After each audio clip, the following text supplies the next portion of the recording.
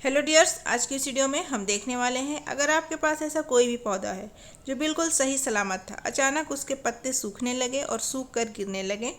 पौधे में ऐसा क्यों होता है, किस लिए होता है, ये बदलाव क्यों आए हैं, इससे बचने के क्या उपाय हैं, पौधे को रिकवर किस तरीके से करें, इसमें क्या डालें, कौन सी सावधानी बरतें, सारी जानकारी आपको इस वीडियो में मिलेगी। और मैं आपको श्योरिटी देती हूँ जैसे मैंने बताया है उस तरीके से करेंगे तो आपका पौधा फिर से कुछ ही दिनों में हरा भरा हो जाएगा। तो दोस्तों, आपका अपने ही gardening channel gardening with moms में एक बार फिर से बहुत बहुत स्वागत है। ये वीडियो यूट्यूब पे देख रहे हैं तो चैनल को सब्सक्राइब जरूर करें।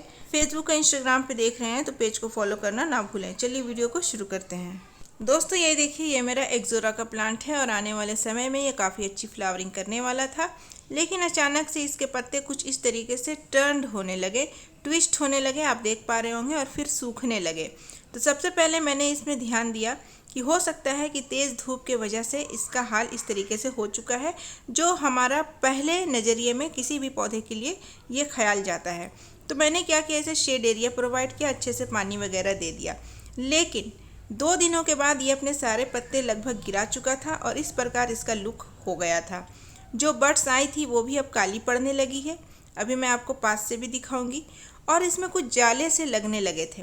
तो मेरा ध्यान गया कि ये सिर्फ धूप की वजह से नहीं हुआ है या फिर ओवर वाटरिंग, अंडर वाटरिंग की भी वजह नहीं है। तो इसमें कारण है सबसे बड़ा इंसेक्ट का अटैक का।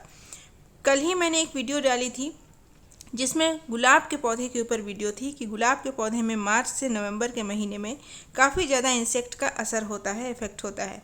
उससे बचने के लिए हमें क्या करना चाहिए, और आज मैं वही चीज़ इस पौधे के ऊपर देख रही हूँ कि गुलाब ही नहीं, हमारा कोई भी पौधा है, मार्च से नवंबर तक उसे बचाने की हमें भरपूर कोशिश करनी चाहिए।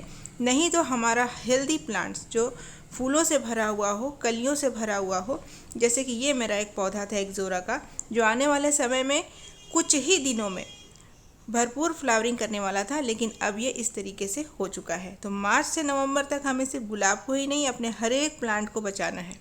तो उसके लिए हमें क्या करना पड़ेगा, वही मैं आपको इस वीडियो में आगे बताऊंगी, जिससे आपका पौधा बचा रहे।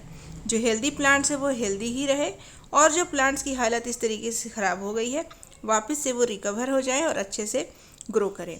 आप देख पा रहे हैं कि सारे पत्ते इसके खुद ब खुद झड़ गए हैं 2 दिनों के अंदर ही। 3 दिन पहले मेरा प्लांट बिल्कुल हेल्दी था, उसमें किसी किस्म की कोई दिक्कत नहीं थी। अचानक से 3 दिनों में प्लांट की डीग्रोथ इस तरीके से हुई है कि प्लांट बिल्कुल खाली हो गया है।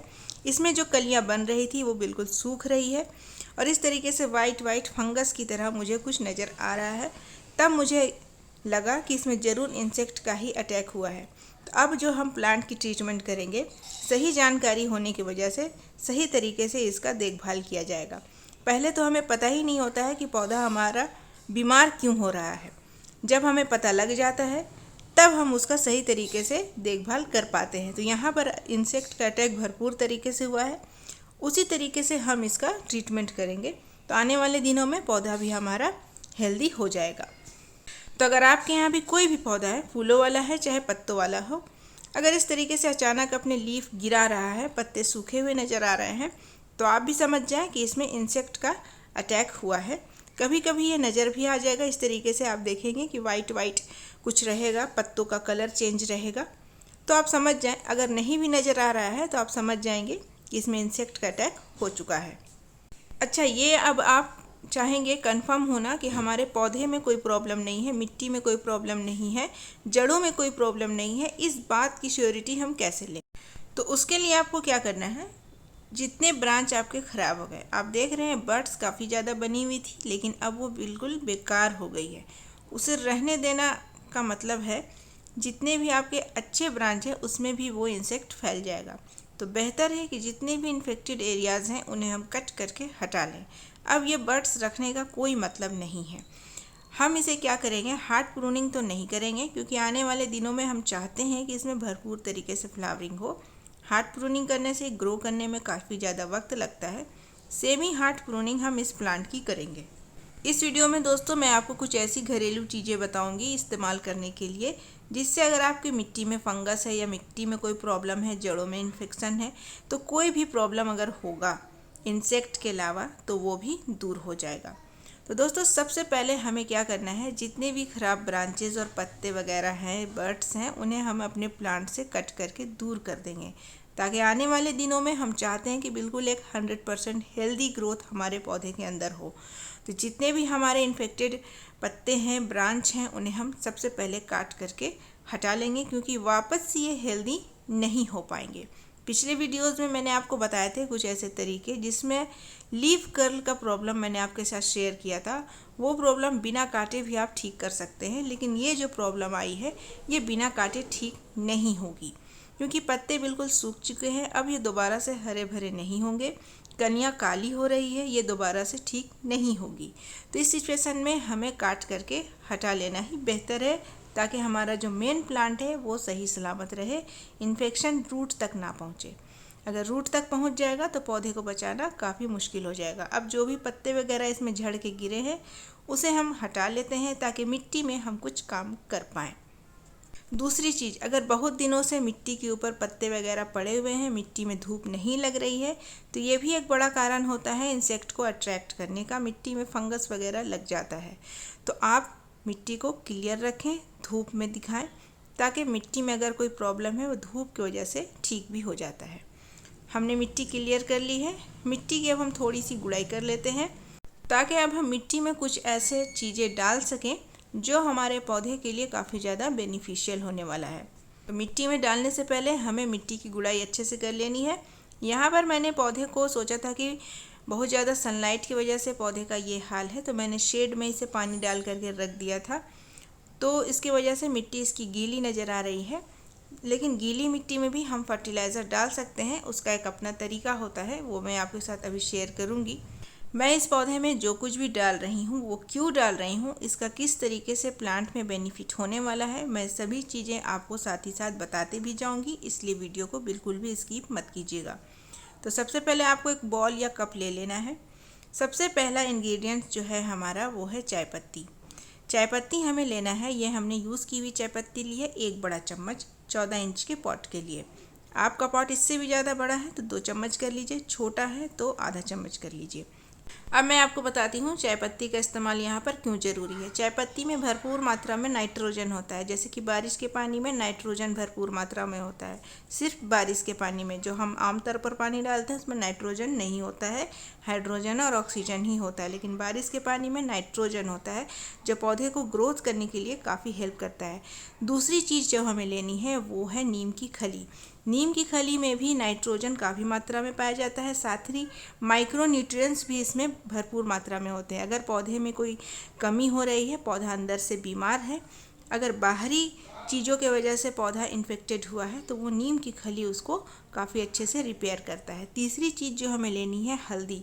दोस्तों ये वही हल्दी है जो हमारे किचन में इस्तेमाल होता है। इसका हमें आधा छोटा चम्मच ही या 1/4 टीस्पून आप कह सकते हैं वो हमें लेना है। हल्दी एंटीसेप्टिक होता है, किसी भी तरीके की बीमारी हो, इंसेक्ट का अटैक हो, उससे बचने के लिए काफ़ी असरदार चीज़ है।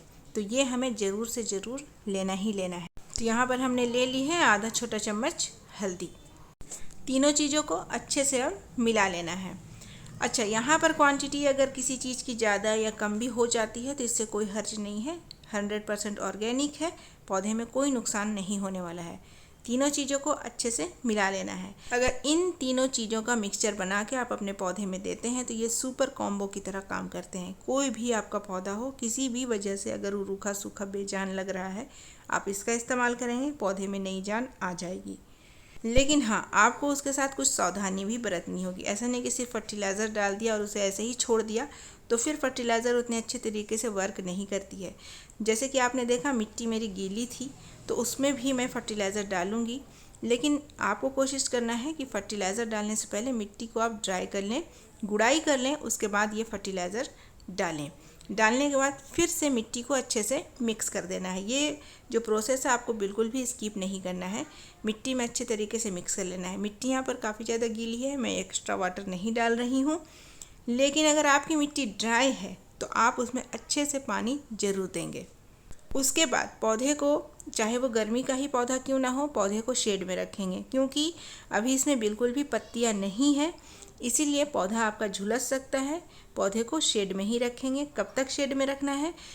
जब तक कि इसमें पत्तियाँ आनी ना शुरू हो जाए। आप देखेंगे 15 से 20 दिन में ये पत्ती से भर जाएगा, तो इसको आप फिर धूप में रख सकते हैं। एक काम अभी रह गया है जो हम करेंगे, लेकिन उससे पहले चलिए उनके नाम देख लेते हैं जिन्होंने मेरे पिछले वीडियो में सही जवाब दिया था। तो उनके नाम है रचना भार्गव जी, और इसीलिए मैं कहती हूँ आंसर के साथ अपने नाम और आप कहाँ से ये ज़रूर लिखें। तो चलिए दोस्तों, अब मैं आगे बढ़ती हूँ।